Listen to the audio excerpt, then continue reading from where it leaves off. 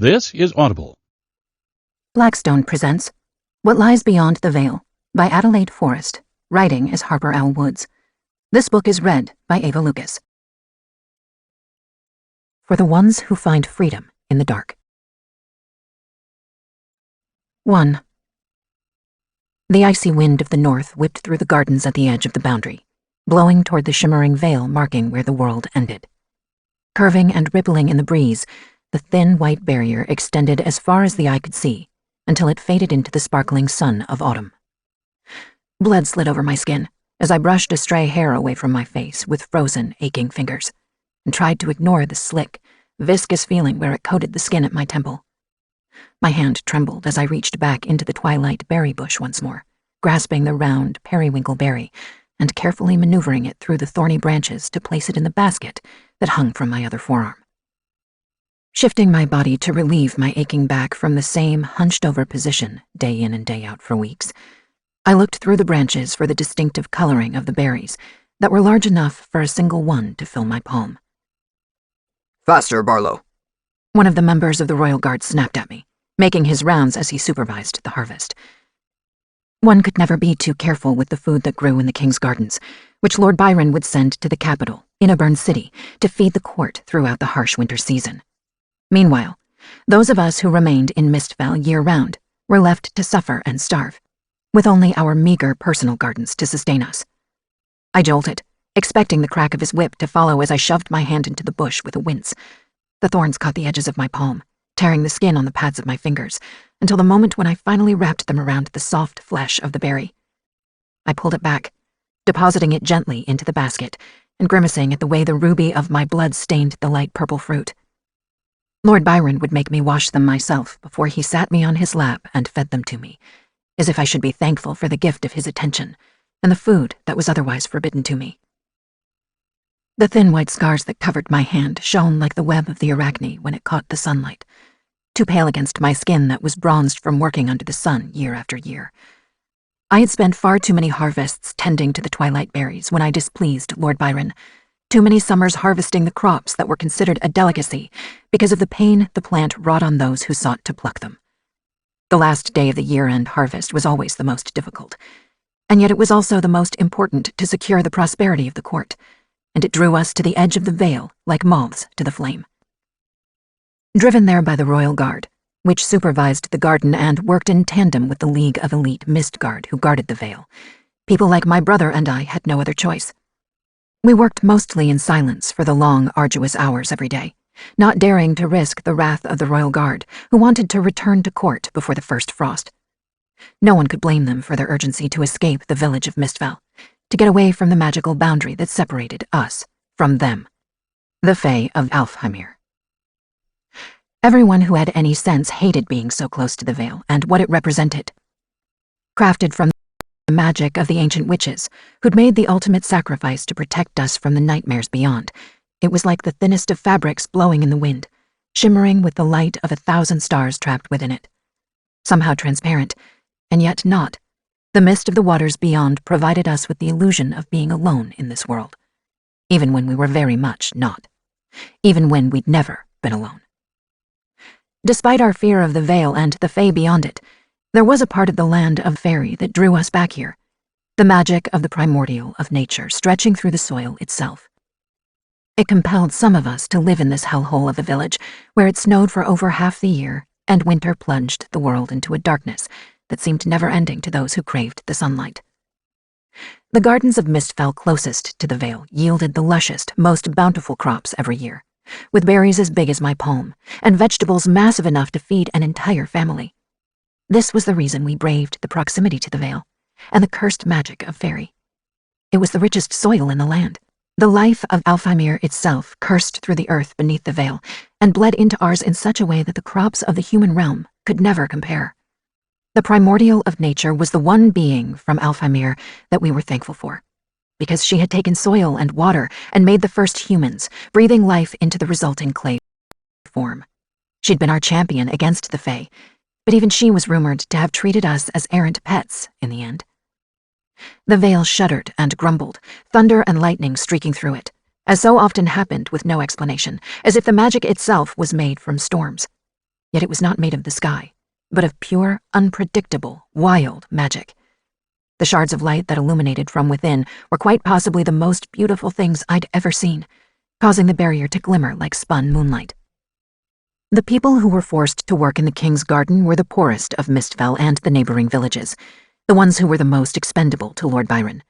He needed our labor to supply the king with his favorite crops for winter, but that didn't mean he couldn't play favorites in the jobs he assigned to each of us. This was how my brother and I had been assigned to harvest the twilight berries at the rear of the gardens. The bushes were furthest from the vale and the magic anchored there, as well as closer to Mistfell Manor, for the lord of the village to watch over me from the balcony of his library when he so desired. We were among the poorest families, people who should have been working against the veil, suffering from the pervasive magic that tried to reach across the barrier.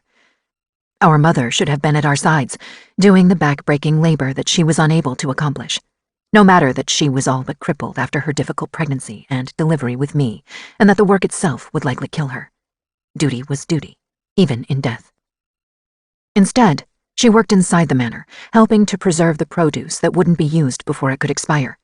But that kindness came at a price, and I swallowed when I thought of paying it later that night, when Lord Byron's soft, manicured hands would feed me twilight berries and other delicacies as the hard length of him pressed against me. He couldn't take from me, not with our laws and the gods' demand for purity until marriage, not without condemning us both to eternal suffering. But that didn't mean he couldn't touch. It didn't mean he couldn't hurt. As I fought the shudder in my limbs at the thought, the mist guard moved on, tormenting another harvester as he finally turned his attention away from me. I heaved a sigh of relief, drawing a small measure of comfort in the fact that I hadn't been whipped for moving too slowly. On the last day of the harvest, all of us were bone-tired and exhausted, ready to drop and sleep for a week. The end of the day couldn't come soon enough. "Bran!" I hissed at my brother under my breath as he shoved 2 of the twilight berries into his pocket. He was lucky they hadn't torn yet with all the times he'd stolen the fruits from the king's garden, risking his hand for a few bites of the luxury he would have never tasted otherwise. "They'll catch you one of these days." Relax, baby sister, he said with a hushed laugh, seeming entirely unconcerned about the watchful eyes of the mist guard as they walked through the paths in the garden. No one will notice 2 missing berries in the rush to complete the harvest. "And yet that will not stop them from taking your hand if they catch you stealing," I snapped, irritated with his recklessness.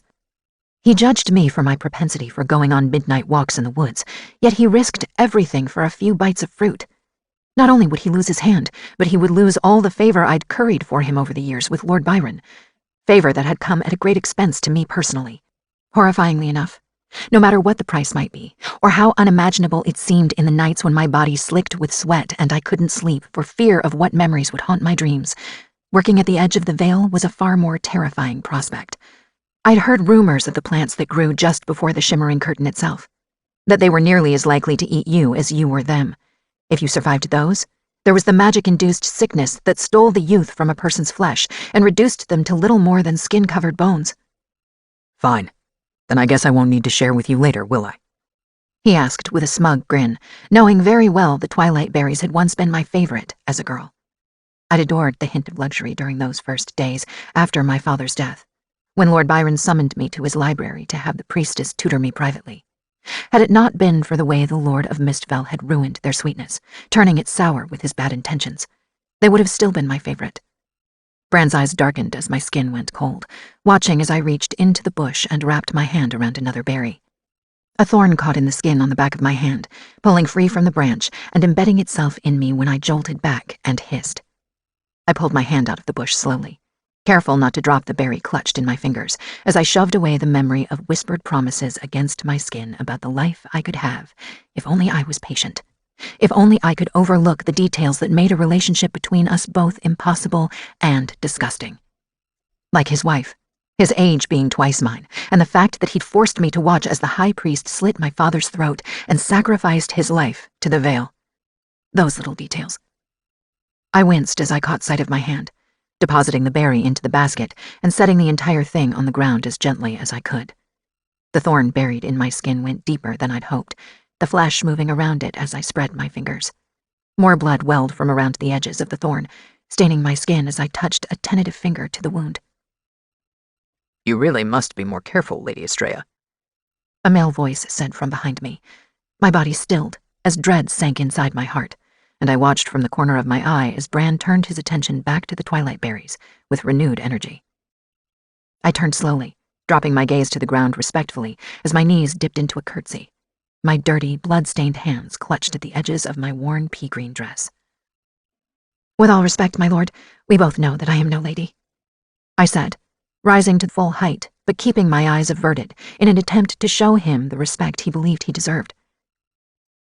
"Patience," he murmured, taking a few steps closer to me and taking my hand in his. He pinched the thorn between his thumb and forefinger, pulling it free slowly, as my lips twisted in a pained grimace. He watched the hole it left fill with blood, transfixed, enjoying the sight of my suffering, and knowing it would give him a reason to tend to my injuries in the privacy of his library later tonight. "Will you allow me to clean this for you later?" he asked, raising his brow. He might have phrased it like a question, but it was really nothing less than a demand for my company that night. "I apologize, my lord, but I must admit I am exhausted after the harvest," I said. He studied my face, undoubtedly reading the truth in the circles under my eyes. "Very well. Tomorrow, then," he said, smiling lightly as he bent forward to touch his mouth to the wound on the back of my hand.